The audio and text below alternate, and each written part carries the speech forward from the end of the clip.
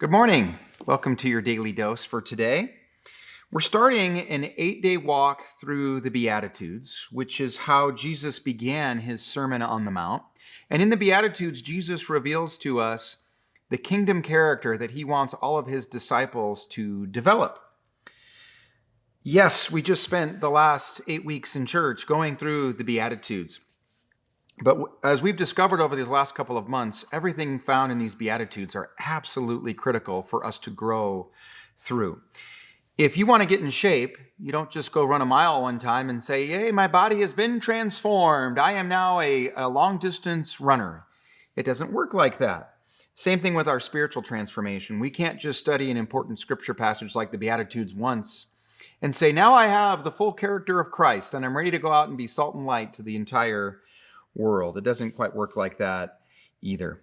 I'm actually working on a new believers class for our church, and I'm thinking about making the Beatitudes by themselves a core part of that curriculum because I think they are so important for us to understand if we're going to grow into who we're called to be.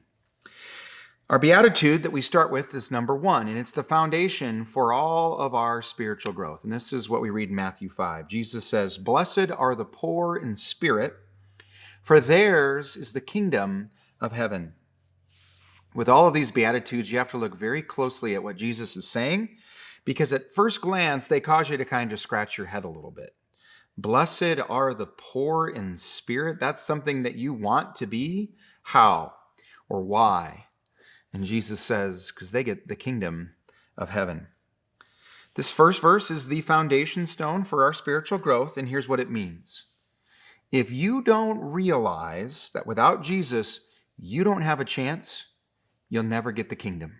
I'll say that again. If you don't realize that without Jesus' miraculous work in you, you'll never get the kingdom. If you don't know how bad you need him, that door will never open to you.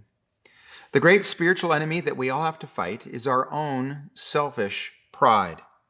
If you think you're somehow good enough to stand before a holy God, or if you don't think you need Jesus' help, admitting our spiritual poverty before God is the only way to get through that door into a relationship with God and into eternity with God.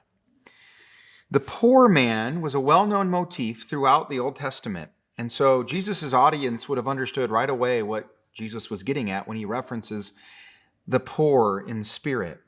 The poor man was someone that they knew had no hope. They had no way of getting himself out of his poverty, out of his pit. The only person that could help the poor man was God. God was the poor man's only hope. Normally, you'd look at a person who was in this poor state and you would pity them. And you wouldn't want to find yourself in such dire straits. But Jesus says, blessed are those who know that they are the poor man when it comes to their spirituality before God, because they're actually going to be humble enough to put their hope in God and get saved and then get the reward, which is the kingdom itself. Just a reminder, it is by faith and faith alone that we are saved.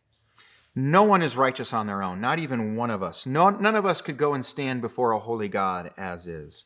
So there is no room for pride in the Christian life. It's meant to be dealt with here at this very first beatitude. There is no room for pride in the spiritual life. In fact, the only thing that we should be filled with in view of this beatitude is gratitude, thankfulness, because we couldn't get ourselves out of the pit, and Jesus came and lifted us up.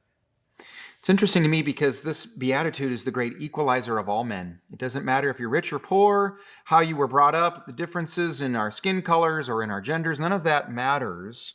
None of us, because of sin, had a chance. Equal playing field. And it was only because of God and his grace that we can have the kingdom. The challenge for today is to walk in gratefulness, to walk in joy, and to walk in humility. You were doomed. You had no hope to save yourself. But because you turned to Jesus, you get the kingdom.